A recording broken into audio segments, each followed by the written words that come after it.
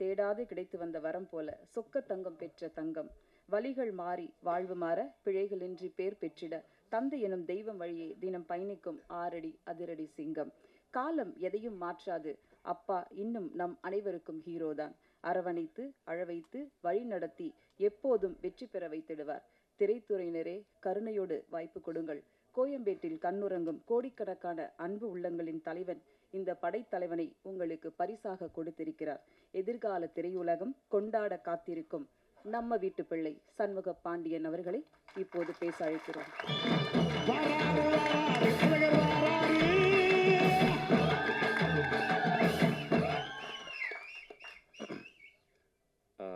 வந்திருக்க press channel, YouTube நண்பர்கள் எல்லாருக்கும் வணக்கம்.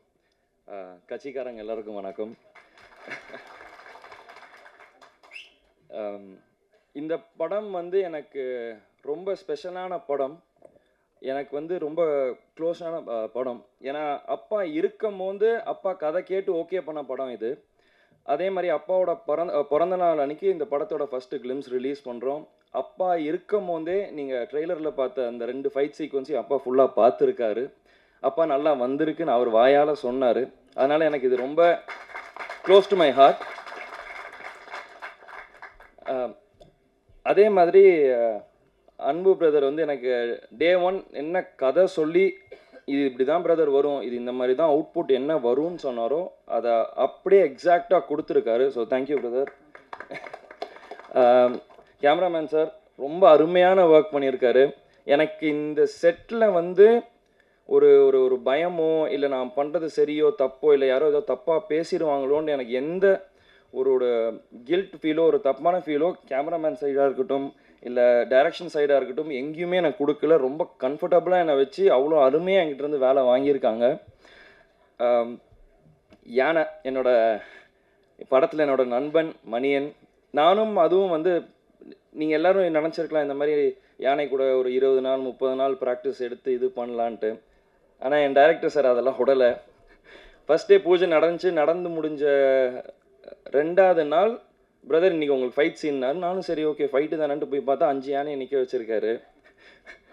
நான் கூட ஏதோ விளையாட்டுக்கு சொன்னார், இல்லை பிரதர் நீங்கள் யானை கீழே வரணும் ஒருத்தர் அடிக்கணும்னு. சரி பிரதர் சும்மா விளையாட்டுக்கு தானே ஏதோ சரின்னு விட்டேன். பார்த்தா நிஜமாலே ஃப்ரேம் அதுக்கு தான் வச்சுட்டு இருந்தாங்க. ஸோ அங்கே நான் யானைக்கிட்ட நான் பழக ஆரம்பித்தேன். அதுதான் எனக்கு டே 1. அப்போ தான் நானும் ஃபஸ்ட் டைம் யானையை பார்க்குறேன். அங்கே தான் பழக ஆரம்பித்தேன். அப்போ எனக்கு அப்பா சொன்னது ஒன்று ரொம்ப நல்ல ஞாபகம் வந்துச்சு. அப்பா கள்ளழகரில் யானை கூட இருக்கும்போது அவர் தான் டெய்லி சாப்பாடு ஊட்டி விடுவார். அப்பா அது கூட ஃபுட்பால் விளையாடுவாருன்னு சொன்னார். சரி நம்மளும் பண்ணி பார்ப்போன்ட்டு அதுக்கு ஸ்வீட்டு பழம் டெய்லி அதுக்கு சாப்பாடு ஊட்டி விட ஆரம்பித்தேன். அப்போ சொல்லுவார் என்கிட்ட, இந்த மாதிரி யானை ரொம்ப பாசமானது, நீ அதை விட்டு உன்கிட்ட ஒன்ஸ் அட்டாச்ட் ஆயிடுச்சுன்னா அதை நீ விட்டு பிரிஞ்சால் ரொம்ப கஷ்டப்படும் அது அப்படின்னாரு. நான் அது அப்போ எனக்கு தெரியாது. இங்கே நான் ஒரு யானையோட நடிக்கும் போது தான் அது எனக்கு தெரிஞ்சுது. ஃபர்ஸ்ட் ஷெட்யூல் முடிச்சுட்டு போகும்போது யானை 2 நாள் சிக்காச்சு. நாங்கள் திருப்பி அடுத்த ஷெட்யூல் வரும்போது அதுக்கு என்ன ஞாபகம் இருக்குமோ இருக்காதோன்னு எனக்கு ஒரு டவுட் இருந்தது. ஆனால் அது என்னை பார்த்தோன்னே ஓடி என்கிட்ட நின்று டான்ஸ் ஆட ஆரம்பிச்சிது. ஸோ அந்த பாண்ட் எனக்கும் அந்த யானைக்கும் ரொம்ப நல்லா க்ரியேட் ஆச்சு. முருகதாஸ் சார் சொன்னார், எங்கேயோ படித்தேன் அப்பா இந்த மாதிரி முடிஞ்சால் யானையை வாங்கிட்டு வரலான்னு சொன்னாருன்ட்டு. அதே தான் நானும் என் டைரக்டர்கிட்ட கேட்டேன், தமிழ்நாட்டில் அலோவ் பண்ணாங்கன்னா சொல்லுங்கள், நான் மணியனை கையோடு கூப்பிட்டுட்டு போகிறேன் அப்படின்னேன். நீங்கள் படத்தில் பார்த்தா தெரியும், எனக்கும் அந்த யானைக்கும் உள்ள பாண்ட் ரொம்ப உண்மையாக க்ளோஸாக இருக்கும். படைத்தலைவன் நீங்கள் மற்ற எந்த படத்தோடையும் நீங்கள் கம்பேர் பண்ண முடியாது. கும்கி கூடயோ மற்ற எந்த படத்தோடையும் கம்பேர் பண்ண முடியாது. இது கம்ப்ளீட்டாக ஒரு டிஃப்ரெண்ட்டான கதை. ஒரு யானைக்கும் ஒரு அதோட ஃப்ரெண்டுக்கும் இருக்கிற கதை. இது நீங்கள் எல்லாருமே எப்படி நீங்கள் ரிலேட் பண்ண முடியும்னா, உங்கள் எல்லாருக்கு வீட்லேயும் ஒரு நாய்க்குட்டி இருக்கலாம், ஒரு பூனை இருக்கலாம். அதுக்கு ஒரு பிரச்சனைனா நீங்கள் எப்படி ஃபீல் பண்ணுவீங்க, அதே தான் எனக்கு ஏன் யானை இந்த படத்தில். ஸோ இது எல்லாருக்குமே நல்லா ரிலேட் ஆகும். எல்லோரும் என்னை இந்த மாதிரி அப்பாவை பார்த்த மாதிரி இருக்குன்றாங்க. எனக்கு அது தெரியல. நான் முடிஞ்ச அளவுக்கு என்னோடய பெஸ்ட் இந்த படத்தில் கொடுத்துருக்கேன். இன்னும் பெட்டராக பண்ணிகிட்டே வருவேன், இன்னும் பெட்டர் ஆகிட்டே வருவேன் கண்டிப்பாக. அதே மாதிரி சசிகுமார் சாருக்கு தான் சொன்னார், நான் அவர் இதில் தான் ஃபஸ்ட்டு பண்ணேன்ட்டு. இந்த படத்தில் கேமரா முன்னாடி ஒரு பயம் இல்லாமல் நடிக்கிறதுக்கு ஒரு காரணம் சசிகுமார் சார் தான். ஏன்னா நான் ஒரு 10 வருஷம் கழிச்சு நான் திருப்பி ஒரு கேமரா முன்னாடி வந்து நிற்கிறேன், ஒரு படம் பண்ணுறேன் அப்படின்னும் போது யாராக இருந்தாலும் ஒரு கேமரா முன்னாடி அத்தனை பேர் முன்னாடி நடிக்கணுன்றது அப்போ வந்து ஒரு பயம் இருக்கும். அது எனக்கு கம்ப்ளீட்டாக எதுவுமே இல்லாமல் அன்றைக்கி ஒரு 4 நாள் ஷூட் எடுத்தார். அவர் கொடுத்த கான்ஃபிடென்ட்னால தான் எனக்கு இந்த படம் நல்லா ஃப்ரீயாக பண்ண முடிஞ்சுது. அதனால தான் எனக்கு பொன்ராம் சாரோட படமும் ஒரு இது இல்லாமல் பண்ண முடிஞ்சுது. அதே மாதிரி பொன்ராம் சாரோட படத்துலையும் நான் இப்போ ஒர்க் பண்ணிகிட்டு இருக்கிறது வந்து அவரையும் என்னை ரொம்ப நல்லா கம்ஃபர்டபுளாக வச்சுக்கிட்டாரு. இப்போ நான் எப்படி இவரை பிரதர்ன்றோன்னா நான் அவரை சாருன்னுவேன்.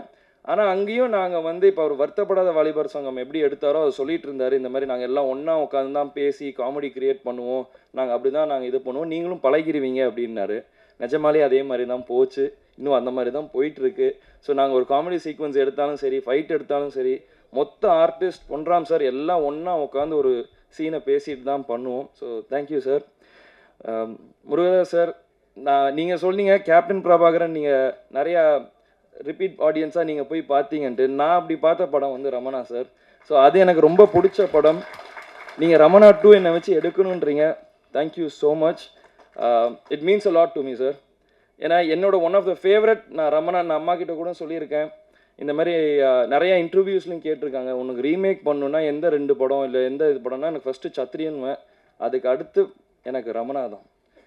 So thank you so much sir. அதே மாதிரி கேமராமேன் சார், நீங்கள் என்னென்னமோ நீங்கள் சொல்லி நம்ம ஷூட்டிங்கில் நிறையா பண்ணியிருக்கோம். பட் அவுட்புட் நான் இப்போ பெரிய ஸ்க்ரீனில் பார்க்கும்போது எக்ஸ்ட்ராடினரி சார். ரொம்ப சூப்பராக பண்ணியிருக்கீங்க சார். அண்ட் இதில் நாங்கள் ஷூட்டிங் நிறைய கஷ்டப்பட்டிருக்கோம்.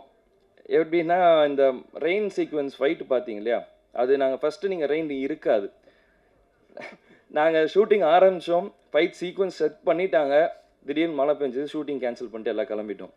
டெய்லி ஒரு கிட்டத்தட்ட ஒரு 5 நாள் இருக்குமா, 5-6 நாள் டெய்லி காலையில் 5 மணிக்கு நானும் டைரக்டரும் அப்படியே வெளியே ஸ்க்ரீனை திறந்துட்டு எட்டி பார்த்துக்கிட்டே இருப்போம், மழை பெய்யுமா பெய்யாதான்ட்டு.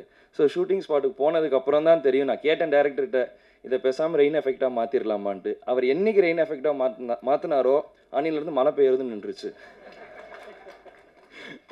ஸோ அந்த மாதிரி நிறைய சேலஞ்சஸ் நிறையா இது இந்த படத்தில் இருந்துச்சு. அதையும் மீறி இந்த படம் நல்லா முடித்து ஒரு ஃபைனல் ஸ்டேஜஸ்க்கு வந்தாச்சு. இப்போது நம்ம இங்கே ஆடியோ லான்ச்சுக்கு வந்துச்சு, 23ஆம் தேதி படம் வருது. இதுலேயும் நிறைய பிரச்சனை இருந்தது, நிறைய தடை இருந்தது. இந்த படம் எனக்கும் சரி அன்புக்கும் சரி ஒரு பெரிய லெசன். இந்த மாதிரி எவ்வளோ பிரச்சனை இருக்குது, வெறும் சினிமா எடுக்கிறது வந்து இது ஈஸி, அதை எப்படி வெளியே நம்ம மக்களுக்கு சேர்க்குறோன்றது அடுத்த ஒரு பெரிய ஒரு இது இருக்குது. அதில் என்னெல்லாம் பண்ணணும் பண்ணக்கூடாதுன்றத ஒரு பெரிய லெசன் 2 பேரும் கற்றுக்கிட்டோம். இப்போ ஆடியோ லான்ச்சுக்கு வந்தாச்சு. 23 நாங்கள் தியேட்டருக்கு வருவோம். நீங்கள் மக்கள், ப்ரெஸ், மீடியா, கட்சிக்காரங்க எல்லாரும் சேர்ந்து சப்போர்ட் பண்ணணும்.